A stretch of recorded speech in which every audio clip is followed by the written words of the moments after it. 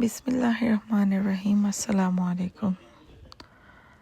আশা করি সবাই আল্লাহর রহমতে ভালো আছেন, সুস্থ আছেন। আলহামদুলিল্লাহ, আমরা আল্লাহর অশেষ রহমতে ভালো আছি, সুস্থ আছি। আজকের ব্লগটা আল্লাহর নামে শুরু করছি এবং ব্লগের প্রথমেই দেখতে পাচ্ছেন সকাল সকাল, আই থিঙ্ক বলতে গেলে হ্যাঁ সকাল সকালই 10টা মনে হয় বাজে। এখানে চুলায় দুধ বসানো হয়েছে, দুধ জাল হচ্ছে। আমি অ্যাকচুয়ালি দুধ চা বানাবো। আর এদিকে আমার ছেলে রেডি হয়ে দেখাচ্ছে কি কাপড় পরবে, কি জ্যাকেট পরবে। ঘরটার অবস্থা ভয়ঙ্কর খারাপ, জঘন্য। I am extremely sorry for that. তাদেরকে শো করতেছি এটা আমার রেগুলার লাইফ, যা আছে তাই। আমি কি পরবো না পরবো, বাচ্চারা কি পরবে, সেগুলো আর কি। ব্লগটা কমপ্লিটলি দেখেন। আজকে অনেক ইন্টারেস্টিং কিছু জায়গায় ঘুরতে যাব, আপনাদের সাথে শেয়ার করব। আশা করি আপনাদের ভালো লাগবে। কোথায় যাচ্ছি, কেন যাচ্ছি, কিছু প্রয়োজনীয় যাচ্ছি, সাথে ঘোরাও হবে। সবই দেখতে পারবেন পুরো ব্লগটা দেখলে। তো যাই হোক, এখানে আমি দেখেন দুধ জাল দিতেছি, দুধ চা বানাবো। অ্যাকচুয়ালি ওয়েদারটা একটু ঠান্ডা ঠান্ডাই, তার মধ্যেও রোদ আছে। তো চা বানায় নিয়ে যাব, চা খাবো আর কি। আমার হাজব্যান্ড মানে কফি থেকে চাটা একটু বেশি প্রেফার করে, তো ও চিন্তা করে চাটা বানায় নামা। অবশ্য এখন চা খাওয়া তার অনেক কমে গেছে, কারণ ঘরে এভাবে বানানো হয় না। আমি একটু অ্যাভয়েড করি, মাঝে মধ্যে বানানো হয়, তো সেটাই আর কি। তো এই যে আমি দুধ চা বানাচ্ছিলাম। চা পাতি দেখে আবার কুঞ্জুস মনে করেন না, এই চা পাতিটা অনেক বেশি কড়া, তো একটু বুঝে শুনে দিতে হয়, না হলে চা একেবারে বিষাক্ত হয়ে যাবে, খাওয়ার মতো হয় না। তো আমি অল্প অল্প করে বুঝে বুঝে দিতেছিলাম আর কি, স্টেয়ার করে দেখতেছিলাম যে লাগবে কিনা। তারপর দেখেন অলমোস্ট এতে কালার চলে আসছে। এখানে কিন্তু ভালোই অনেকগুলো চা, লাইক 5 জন মানুষ তো মাস্ট খাইতেই পারবে সে পরিমাণে চা।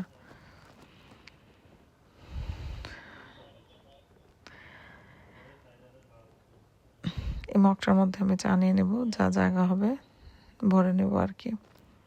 এটা ক্লিন করে নিচ্ছিলাম। এটা অ্যাকচুয়ালি একদম নতুন, কদিন আগে কিনছি। আমার আগের চার টামলারটা আমি হারাই ফেলছি। হারানোর ইতিহাসটাও খুব মজার, মজার কি খুব কি বলবো। শপিং করতে গেছি, শপিং করে কোনো এক কার্টের মধ্যে আমি আমার এই টামলারটা রেখে চলে আসছি, কিন্তু এটা সেম কালার ছিল, কিন্তু এই টামলারটা আমার খুব পছন্দের ছিল। এখানে দেখতেছেন ডিমের খোসা এগুলো জমানো হচ্ছে ফার্টিলাইজারের জন্য। আই মিন আমরা গার্ডেনিং করব, তো সেটার প্রিপারেশন চলতেছে। আগে থেকে এই ডিমের ছিলকা টিলকা মানে ডিমের খোসা টোসা জমানো হচ্ছে। আর এটা হচ্ছে স্টিভিয়া মাঙ্ক ফ্রুট, সরি এটা মনে হয় স্টিভিয়া স্প্লেন্ডার। ডায়াবেটিসের পেশেন্টরা খায়, কিন্তু আমার ঘরে আমি খাই। তো আমি যখন চাটা বানাই আমি এটার মধ্যে স্টিভিয়া ইউজ করি। এটার মেইন কারণ হচ্ছে আমার চিনি কম খাওয়ার কারণে আমি এমনিতে দুধ চাতে আমার অনেক বেশি অ্যাসিডিটি হয়। তার মধ্যেও আমি এখান থেকে অনেক বেশি খাবো না, পুরা মগটা আমার হাজব্যান্ডই খালি করবে, অথবা আমি 2-4 সিপ খাবো। কিন্তু তারপরেও আমি চিনিটা দেওয়া অবস্থায় খাইলে আমার আরও অ্যাসিডিটি বেশি হয়ে হয়, যার কারণে এটা ইউজ করি। এটা অনেক টেস্ট ভালো, না বললে কেউ বুঝবে না যে এটা চিনি না। তো আমি এটা ইউজ করি এবং আমার হাজব্যান্ড খায়ও, বোঝে না, ওর কাছে ভালোই লাগে, তো ও আমার সাথে খায় আর কি। নর্মালি সে চিনিই খায়, বাট এটাও খায়। এক হাতে ব্লগ বানায় আপনাদেরকে দেখানোর জন্য কত কষ্ট করতেছি দেখেন। আমার মতো এরকম সবাই অনেক কষ্ট করে যারা ব্লগ বানায়। আমি তো পুরাই নতুন, তো আমার কাছে জিনিসটা আরও কষ্টকর। যাই হোক, কি উল্টাপাল্টা কথা বলতেছি। চাটা দেখে তো আমার এখন চা খেতে ইচ্ছা করতেছে। যা এটার ভিতরে আসছে আর কি, দেখেন পুরাটা ভরে গেছে। এই মগটা দেখতে ছোট, কিন্তু মাশাআল্লাহ এটার মধ্যে জায়গা হয় প্রচুর। চা নিয়ে নিছিলাম, বাচ্চাদের জন্য কিছু স্ন্যাক্স নিয়ে নিছিলাম, চিপস টিপস, আগডুম বাগডুম, কিছু ফ্রুটস নিছিলাম, যায়, যেটা খেতে মন চায়। আমরা সকালবেলা ভালো মতো একদম পেট ভরে নাস্তা খেয়ে তারপর বের হয়েছি,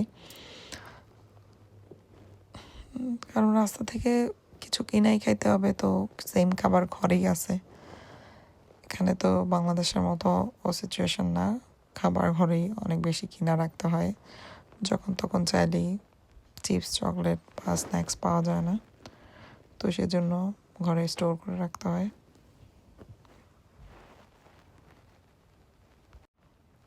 এই যে ব্যাগটার ভিতরে চানাচুর, চিপস, চকলেট, জুস, সব কিছুই।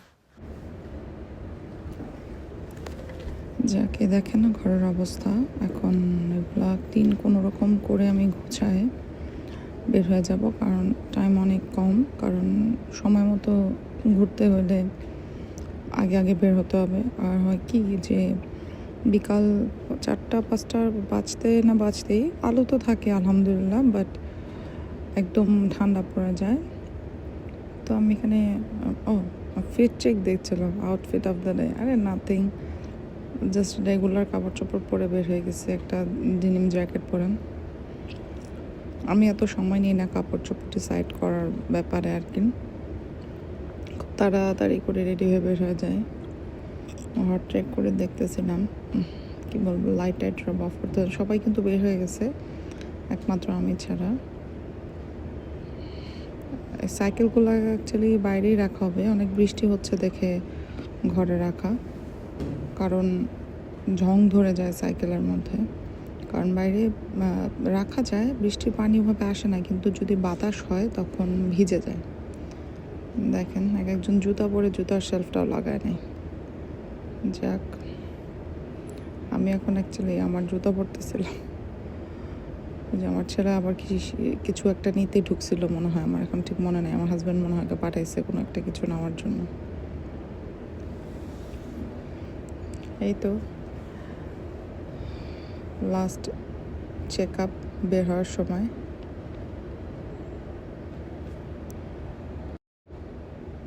তারপর আবার গাড়ির থেকে চিল্লাইতেছে, আবার কি জানি লাগবে মনে হয়। বের হতে নিয়েও এই যে আমার ছেলের ক্যামেরা, তারপর হচ্ছে যে কফি মগটা রেখে গেছে, দেখেন ওইটা নিতে মনে হয় আমি আবার ঢুকছিলাম মনে হয় কফিটা, মানে চার টামলারটা নেওয়ার জন্য।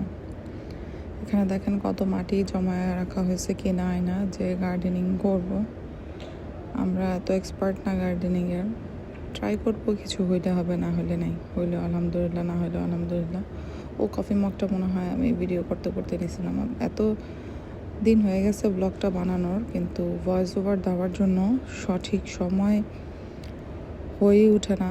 মানে ভয়েস ওভার দেওয়ার জন্য কিন্তু একটু পরিবেশটা সাইলেন্ট হওয়া লাগে, আশেপাশে যাতে এত হাউকাও না হয়। আর আমার তো জানেনই বাচ্চার ঘর, তো সারাদিন বাচ্চারা চিল্লাপাল্লা করতে থাকে, তো আমি মানে ওই সময়টা করতে পারি না। আর মাঝে মধ্যে চিন্তা করি ওরা সবাই ঘুমালে রাতে করব, তখন নিজের আর ওই এনার্জিটা থাকে না।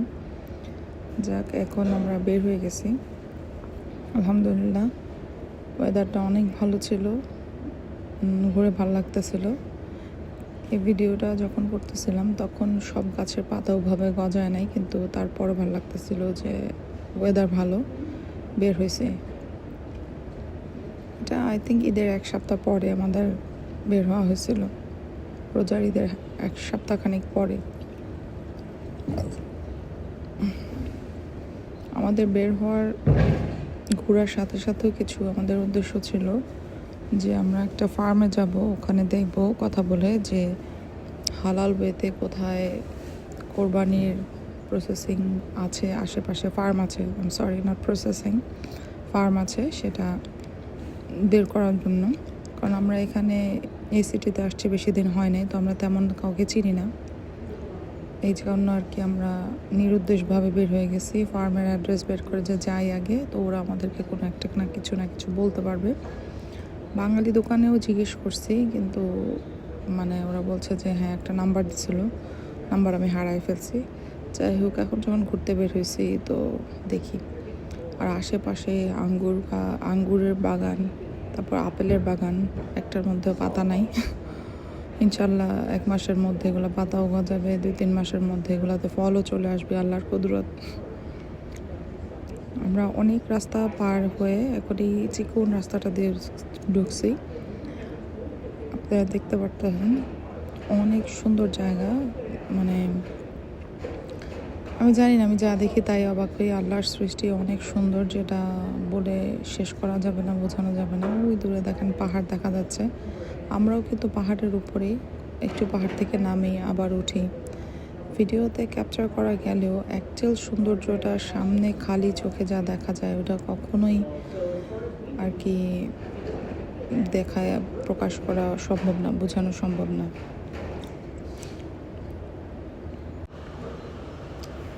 যাই হোক, যা দেখতেছেন অনেক সুন্দর, কিন্তু ডে বাই ডে যখন বৃষ্টি হবে, ওয়েদারটা আরও মানে সামার চলে আসবে, লাইক তখন সব গাছপালা হয়ে যাবে, তখন দেখতে আরও সুন্দর লাগবে।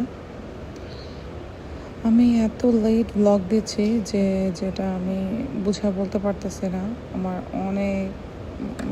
অনেক লেট হয়ে যেতেছে যখন আমি আপলোড করতেছি, লাইক 2-3টা পর আপলোড করতেছি, কিন্তু তারপরে আমি আর সময় মিলাইতে পারতেছি না ব্লগ এডিট করার বা আপলোড করার। সো আমি চেষ্টা করতেছি যেভাবে হোক কন্টিনিউ করতে। আমি এটা ছেড়ে দিতে চাচ্ছি না, আমার ভালোই লাগতেছে।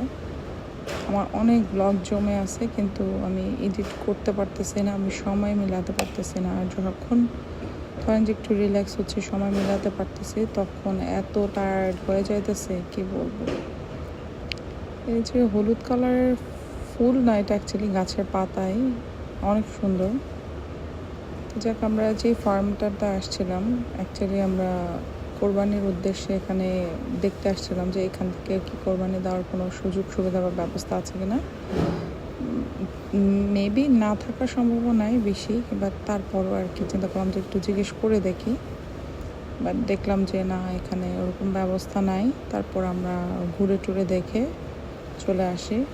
এই ফার্মটার মধ্যে অনেক মুরগি ছিল আর ভেড়া ছিল। ওই দেখেন মুরগি, প্রচুর মুরগি, ওরা মুরগি পালতেছিল, মুরগিকে ফিড দিতেছিল, কিন্তু ওদের অনেক ভেড়া ছিল।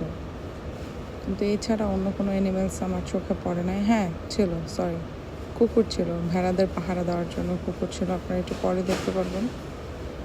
কুকুরগুলো অনেক কিউট। ওই দেখেন ভেড়া, অনেক বড় জায়গা নিয়ে ফার্মটা। আমি কোনো ছাগল বা খাসি টাইপের কোনো কিছু দেখি নাই, জাস্ট ভেড়া আর ভেড়া। ছাগল আর খাসি কি আমি জানি না, আমার এটার মধ্যে একটু কনফিউশন আছে, আমার একটু ধারণা কম এই ব্যাপারে।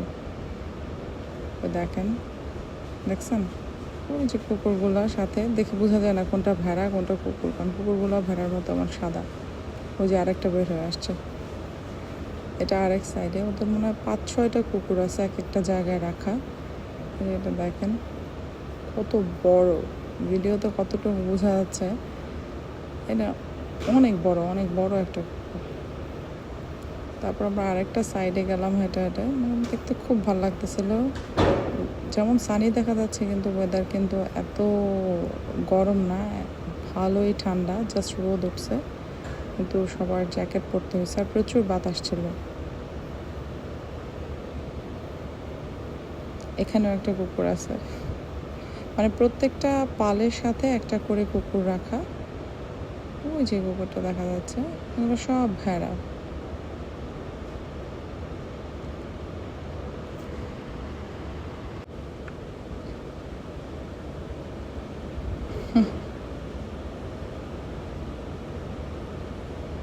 বাচ্চারা অনেক এনজয় করতেছিল, কারণ এই ঠান্ডা, স্নো,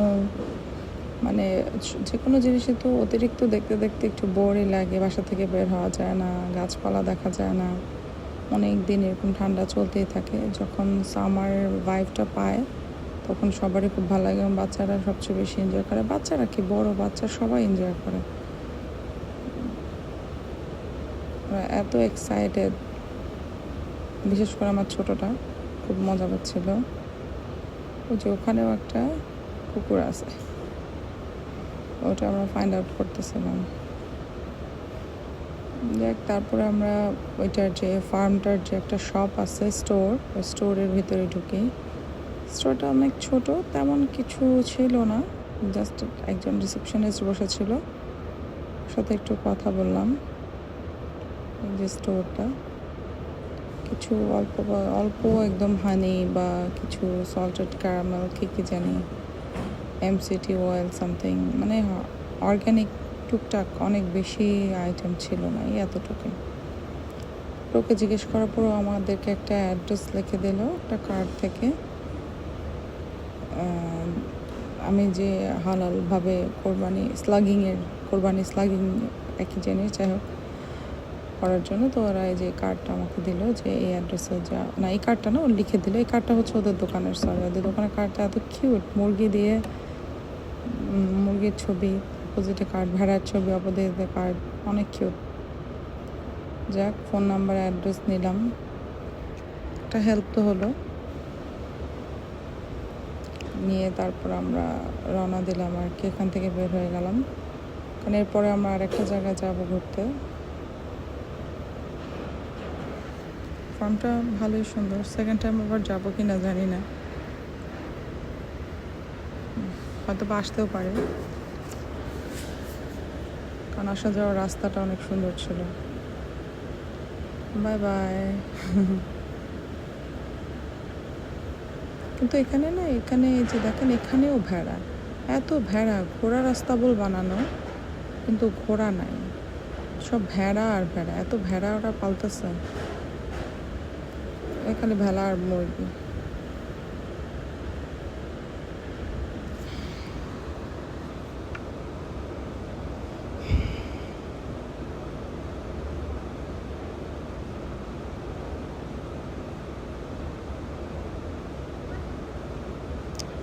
চিন্তা করতেছি আপনাদের সাথে আর কি শেয়ার করব কথাবার্তা।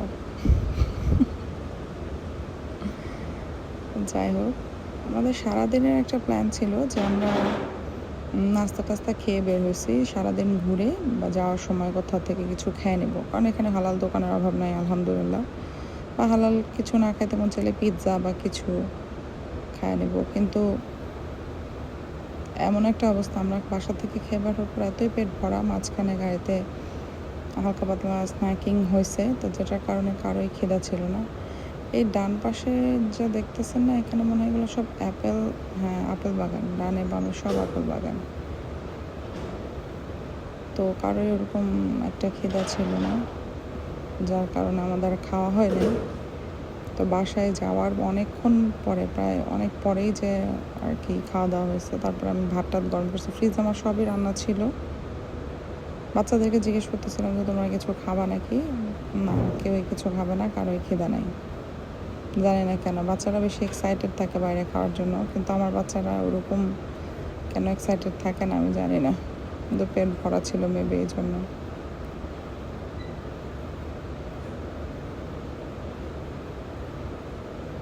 অনেক বড় বড় জায়গা নিয়ে এক একটা বাড়ি, কিছু কিছু বাড়ি আছে এত বড়, ব্যাকয়ার্ড, ফ্রন্ট ইয়ার্ড, যেগুলা চিন্তা বাহিরে, যেগুলো তারা হ্যান্ডেল করে কীভাবে, ক্লিন করে কীভাবে, হয়তো বা লোক দিয়ে ক্লিন করে, তারপরেও।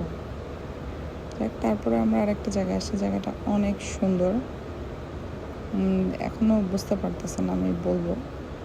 তো আমরা ফার্স্টে প্ল্যান করি যে সবাই মিলে, এটা একটু নিচের দিকে নামতে হবে পাহাড় থেকে, লাইক 10 মিনিট হাইটা নামতে হবে।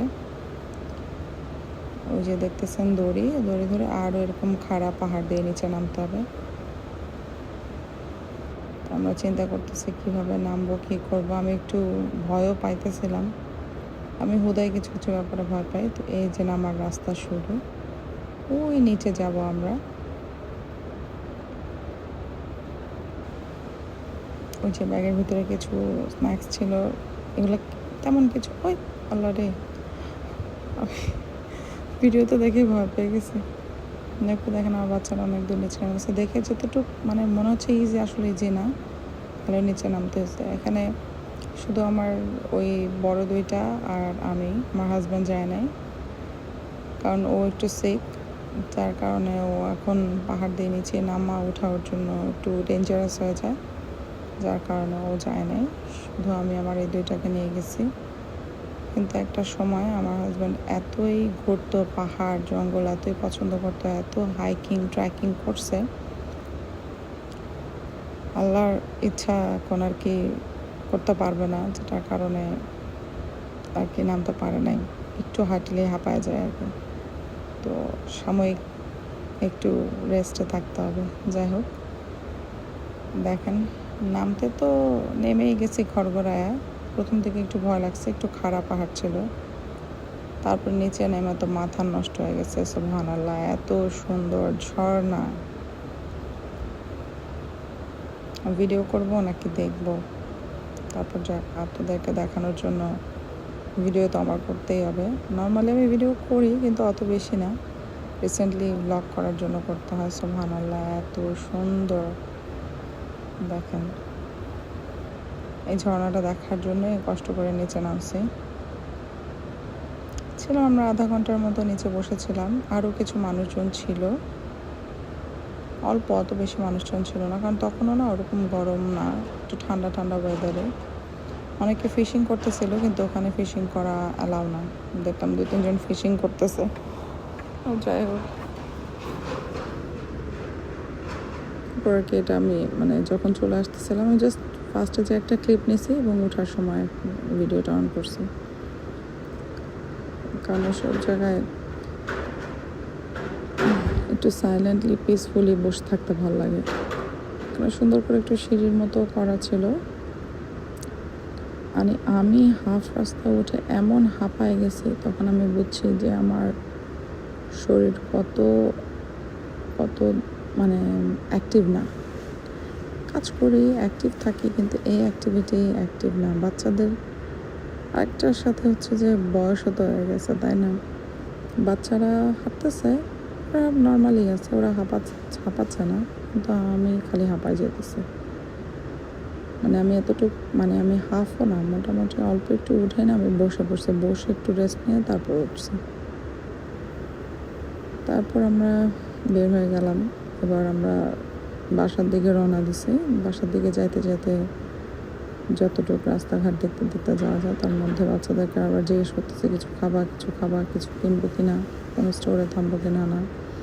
এই যে পানিটা দেখা যাচ্ছে না, এটা কিন্তু ওই ঝর্ণার পানি, এখান দিয়ে যে নিচে পড়ে। কি সুন্দর লাগতেছে, মানে কি অদ্ভুত না? আমি না মাঝে মধ্যে হারায় যাই আল্লাহর সৃষ্টি দেখা, এই সৌন্দর্য দেখা, কথাও হারায় ফেলি যে এত সুন্দর, এত সুন্দর।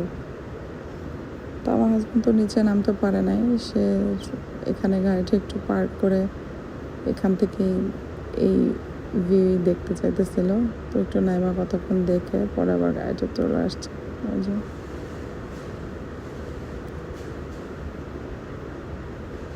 প্রাইভেট প্রপার্টি লেখা, সো স্টে করা যাবে না। তারপর চলতে চলতে আমরা আর একটা লেক পাইলাম। লেকটা অনেক বড়। তো এখানে একটু পার্কিং স্পট খুঁজে আমরা ওখানে একটু পার্ক করে ওখানেও 2-4 মিনিট দাঁড়ালাম। কিন্তু ভাই এত ঠান্ডা বাতাস রে বাবা, স্টে করাটা মানে খুবই অসম্ভব। তারপরে নেমে 2-4 মিনিট হাইটা আবার গাড়িতে উঠে গেছে।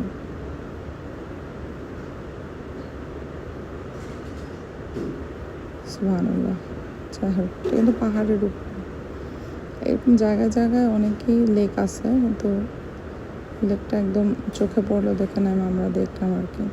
খুবই সুন্দর। ঠান্ডা দেখে হয়তো বা মানুষ ওভাবে গুছায় নেয়, যাদের বাড়ি আশেপাশে আর কি। ঠান্ডাটা কমলেই মনে হয় মানুষ এখানে এই যে বোটিং করার সিস্টেম আছে, অনেক বাসার সামনে দেখতেছিলাম বোট রাখা, তার মানে ওরা এটার মধ্যে বোট চালায়। এই তো এখন আমরা বাসার দিকে রওনা দিতেছি মানে বাসার পথেই। এখান থেকে আমরা বাসা বেশি দূরে না, লাইক 15-20 মিনিট মনে হয়, 15-16 মিনিট, আমার সঠিক মনে নেই। তো একটা এলাকার ভিতর দিয়ে সুন্দর সুন্দর বাড়ি দেখতে যাচ্ছিলাম। এত সুন্দর সুন্দর বাড়ি দেখতেছিলাম। আমাদের বাড়ি এভাবে দেখতে খুব ভালো লাগে, সবাই খুব এনজয় করি বাড়ি দেখাটা। এই তো বাসার কাছাকাছি এসে পড়ছি। ব্রিজ ক্রস করব, তারপরে এক্সিট দিয়ে ঢুকবো এবং বাসায় পৌঁছে যাব। আশা করি আজকের ব্লগটা আপনাদের ভালো লাগছে। সবাই এনজয় করবেন। যতটুকু সম্ভব আমার পক্ষে আমি আপনাদেরকে সুন্দরভাবে গুছিয়ে দেখানোর চেষ্টা করছি। আর এগুলো হচ্ছে আমি কিছু অ্যাপ থেকে কিছু কাপড় চোপড় অর্ডার করছিলাম, ওগুলো পার্সেল আসছে। সো আজকের ব্লগটা এখানে শেষ করছি। সবাই সুস্থ থাকবেন, ভালো থাকবেন। আমার চ্যানেলটাতে লাইক, কমেন্ট এবং সাবস্ক্রাইব করতে ভুলবেন না। এখানে অনেকগুলো কাপড় আছে, দেখতে দেখতে এখানে বিদায় নিচ্ছি। আল্লাহ হাফেজ।